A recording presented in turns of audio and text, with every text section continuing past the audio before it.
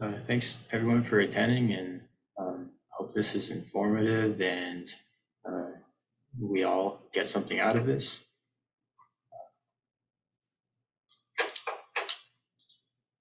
Yeah. Are you all able to see this presentation? Okay. I'll keep it on this just because it's a little bit easier for me to navigate always. I can see my slides. Hopefully that works for you all too. Just let me know if it doesn't. Through this presentation, the main goal of it is to kind of explain what this DHSS ACES Public Health Surveillance Work Group is, who it's comprised of, kind of the methods we're thinking about doing regarding surveillance, and talk with you all on ways that we think might work, and hear from you if those are really possible or what we need to tweak. So again, my name is Riley. We'll begin. And I also want to say too that throughout this discussion, we're going to be talking about ACEs, which are adverse childhood events. Those include physical, emotional, and sexual abuse, and some household challenges. So I want to let that be known up front. All right.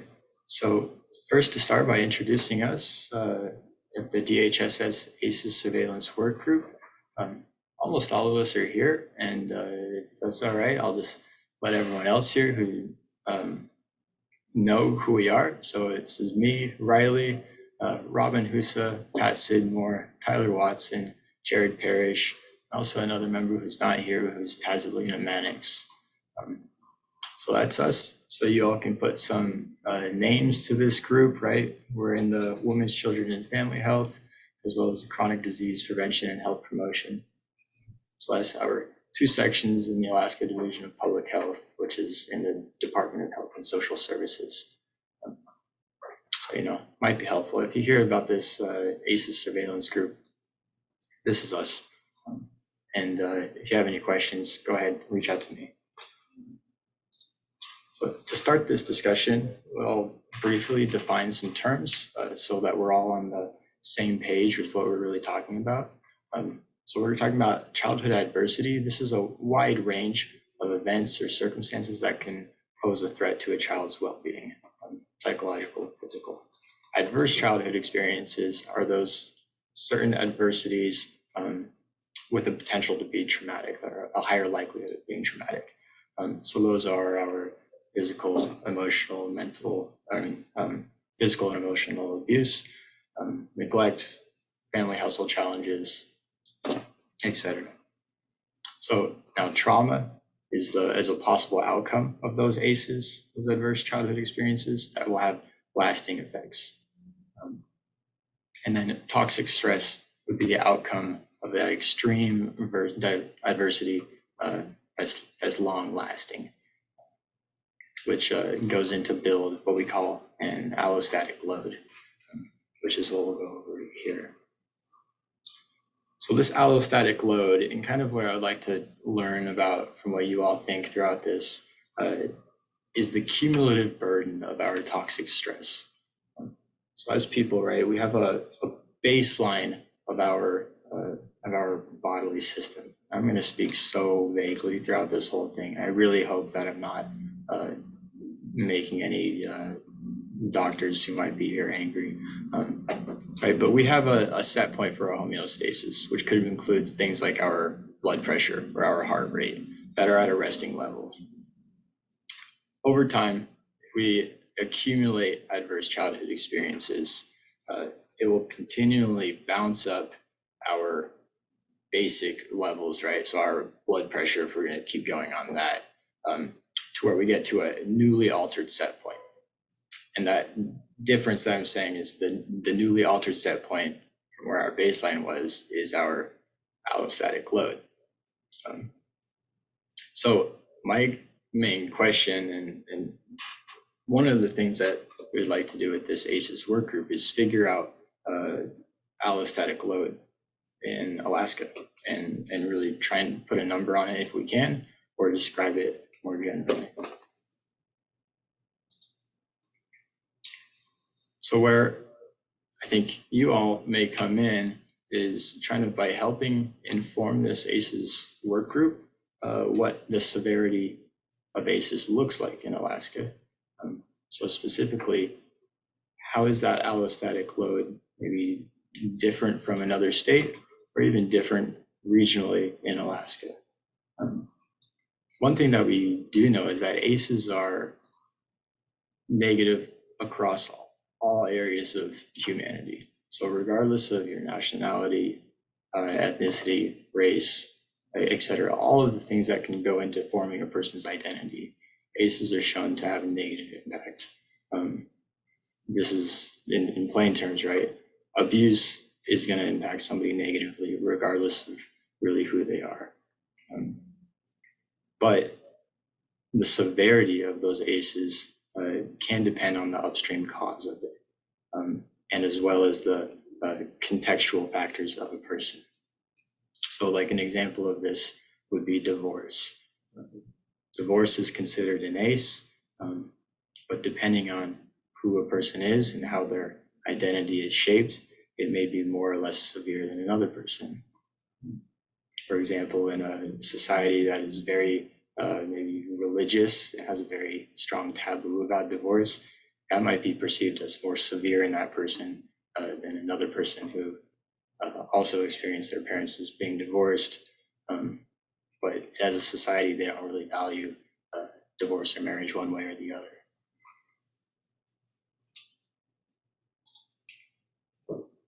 So here's what this group so far has really talked about and how severity can be measured, how it can be surveilled.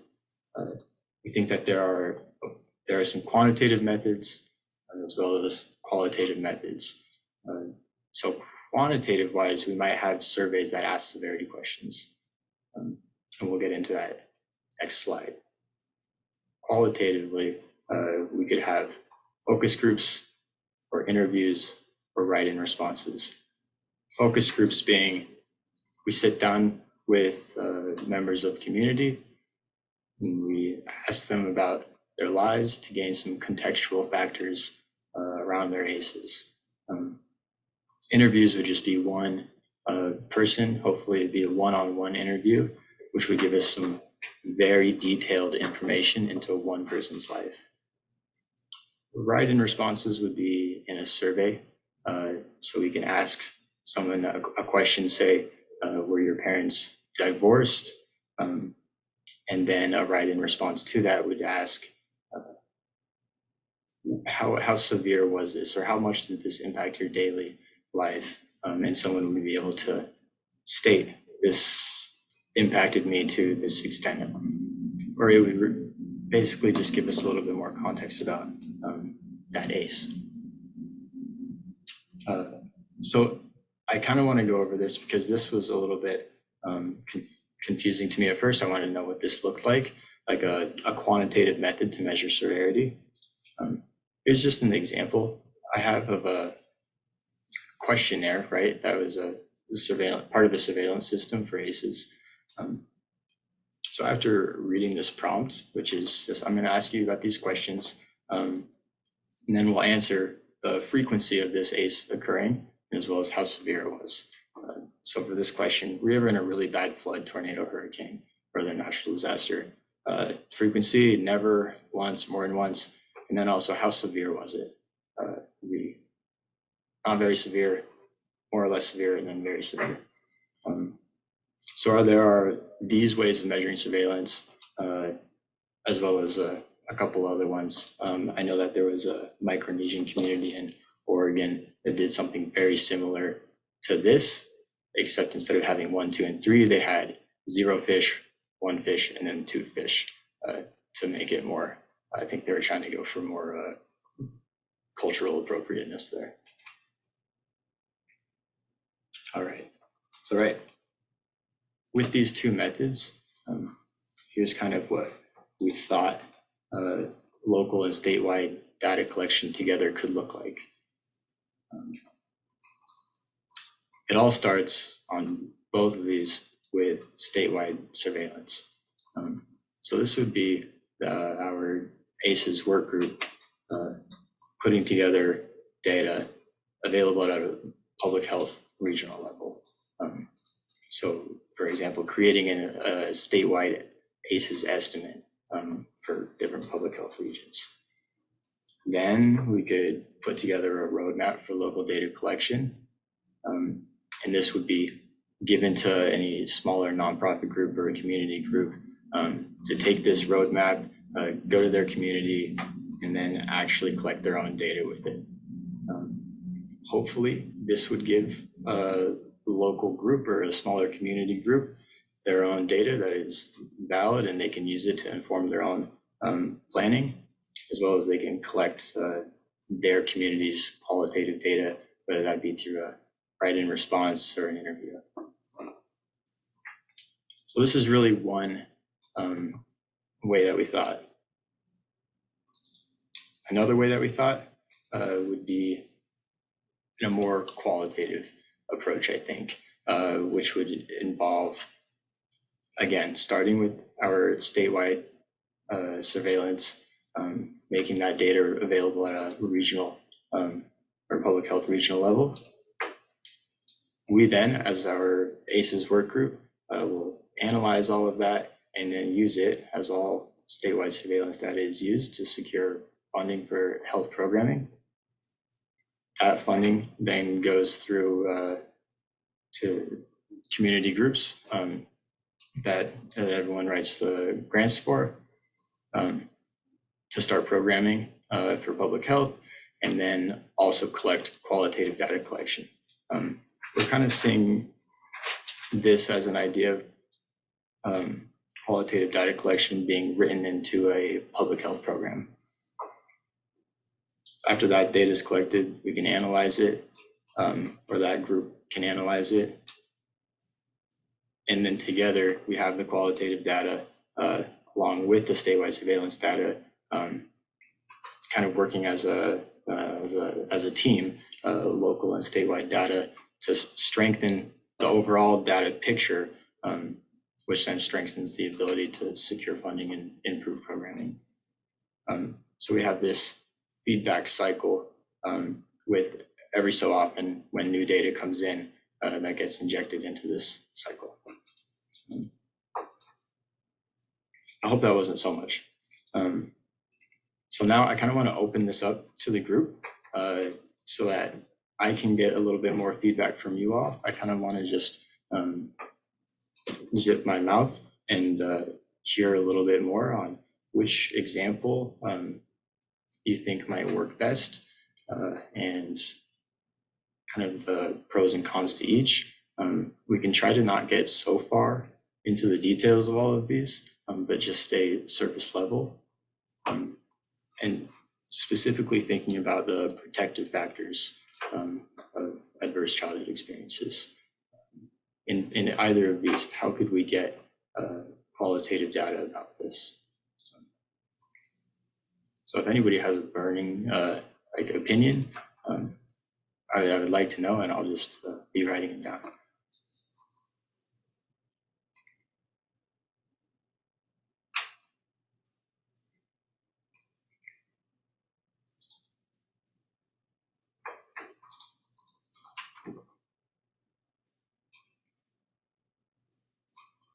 And if there aren't any ideas too, then I mean, that's okay with me.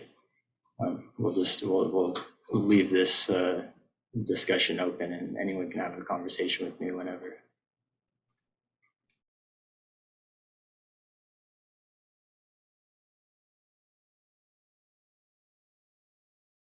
I don't know about anybody else on this call. I thought I was paying attention, but I could use comparison contrast between the two approaches.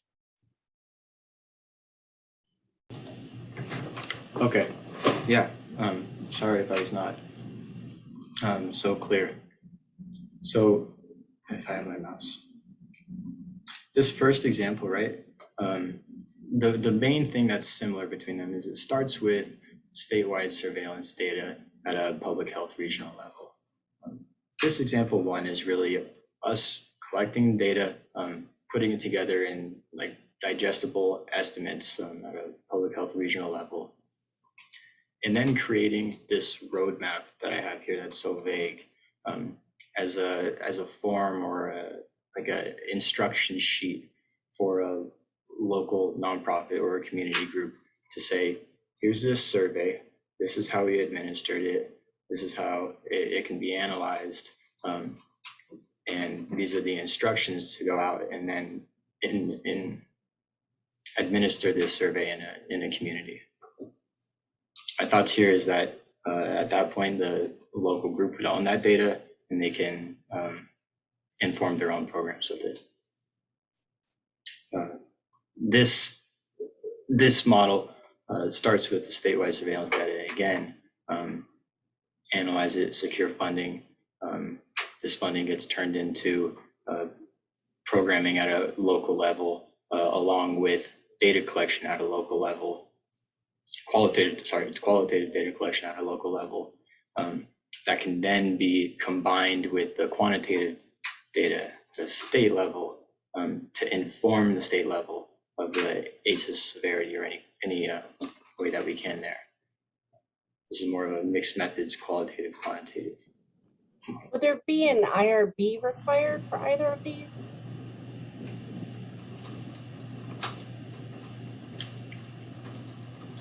Jared, can you talk about? Yes, absolutely. At the local level, there would be required an IRB for this. At the statewide level, if we are able to maintain it under public health surveillance, there likely will still need to be an IRB for that, or they'll want to be one, but it wouldn't necessarily be required. But at the local level, you would absolutely need an IRB. And that's really related to just the way we're built too, right? We don't have county level health departments. We don't have like health departments that have a lot of that type of public health authority at those local levels. And so that would just be the nature of it. And Riley, Becky has her hand up there. Right. Comment. Yeah, Becky. Yeah, I got a couple questions. I'll start with sort of your first question, the question you had to us. And I don't care which model, but one of the things, or I don't have a strong preference, one model, one way or the other. Yet I think it is helpful to do, and I know in some worlds they call them cog labs, but somewhere where you assess how well do people understand the concepts that you're asking. So if whether it's a risk factor or a protective factor, we can throw some words out there, but if people, because of our different cultures and backgrounds and experiences, don't have the same understanding of those words, we're going to get some different answers. And, I know that different surveys do this, but I've found that there are some concepts that relate to protective factors that might be very useful to find out, do people understand the same verbiage? I mean, are they understanding those terms? So that's kind of one point. And the other may well be covered later on, and that is just the elements of the risk and protective factors that you're going to be, or the indicators that you're going to be measuring. Have you got to that point? Because I've got some questions about that. So you can comment to any of that and I'll take down my hand. Oh, thanks, Becky. I think where you're getting at too is where we are trying to think of as a group on what these indicators are going to be, and question wording in surveys, right? Is that what you're thinking of?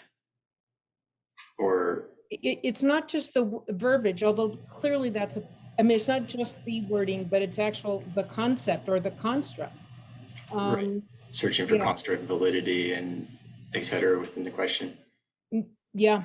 And Okay. again, different. Well, I mean, I think it's it's a subset of a conversation probably that could be had, but that's the concern I've got with some of our work that is cross-cultural and needs to be for our state. Exactly. And thank you for bringing that up, Becky. I think where you're going with your thoughts is right in line with where we're going next.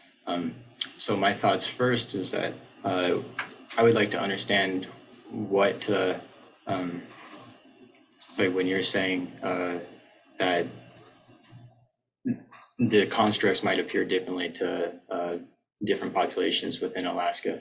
And my main question is how do those constructs differ? Whereas in the question of what is a severe ACE, which is in Alaska, how would those populations, how would the different populations in Alaska perceive severe adverse childhood experience? And then how can we as a group or as a statewide surveillance system measure that severity? It's a large question, and we're really at the beginning of it. So, I'll offer two examples of this. I'll give a risk factor, I'll give a protective factor, just to make it, to make it real here. So if we looked at, which I don't know if you're going to go down this road or not, but there are people and organizations that believe that the experience of racism is an adverse experience. And I don't know, I mean, it didn't fit the original ACE definition, but in Alaska and in our work in doing more and more equity based work, I would hope that would be an indicator, the experience of racism or being treated unfairly because of your race or ethnic group might be somehow in there. Well, I think to your point of frequency and intensity is going to be a challenge in how you word that. So that would be that's kind of on the risk factor side. On the protective factor side, most of you know that my work has been around adolescence and adolescent health. And so one thing we have found is that this question related to feeling valued and mattering to others has had quite a profound influence on a number of behaviors. And there are some scholars that are suggesting that this sense of having value, mattering, significance is a protective factor across ages. So this, to the point of, well, what does mattering mean? And in different cultures, that could mean different things too, because my role and the importance I have in my culture, in my community, is going to look really different. So I'm understanding this challenge, and I appreciate much that you guys are grappling with it and thinking about it. So both of those topics are ones that happen to be of keen interest to me right now: racism and a sense of mattering and significance to others. So I'll stop from there. I think we have time for one more comment or two if they're quick. But we do need to move on to the next agenda item. I do want to say, though, that we spoke with Riley before this meeting, and he's definitely, willing and ready to receive any feedback and have any conversations about these concepts and this proposal. So if people want us to connect with him or to connect with him directly, that's certainly something that can be possible. So does anyone have any kind of final thoughts or an additional burning question? I just have one final thought with that, with this work group. And Becky, I hope if you haven't gotten the survey already, Rebecca just put it in the email that Riley has a survey asking explicitly to help us define what you're talking about. So hopefully that will help get some of that feedback in there before we get that rolled out for sure. What we're really, really interested in learning from this group and giving some thought back to Riley is we're thinking about how to marry the local data needs and the population data needs to help get grants. We have to have both. We have to have them working in a way that helps make sense for the world. And so what we were trying to do is really thinking about this from what the qualitative data is that can provide context to that population quantitative data is. And so if you're thinking about, does it make more sense for us just to have this big population-based machine that's turning as its wheel, and then it turns these other cogs, and maybe we collect qualitative data in a systematic way with a clear instruction panel, or maybe it's a little bit more organic that is kind of feeding back into the loop based on communities' needs. And so we were really hoping that this group, who's talked a lot about and has a lot of experience about working with local communities on thinking about how to systematically bring that into the population-based structure that we have about this. And so whatever population you're thinking about, however you're thinking about measuring that data, recognizing the state can't measure the data at that local level, but if we do measure it at that local level, how to elevate that, get it systematically and fed back into this loop. And so that's what that Riley's trying to get some feedback onto. If you can reach back out to him and talk about that and give some suggestions and thought about that, we'd super appreciate that. Thanks for so succinctly filling that out, Jared. As always, you explain it so nicely. Right, and if everyone can see this SurveyMonkey too, that's the link right there, which we can send it out again. But in that SurveyMonkey tool, please give us any feedback you can, and we really appreciate it.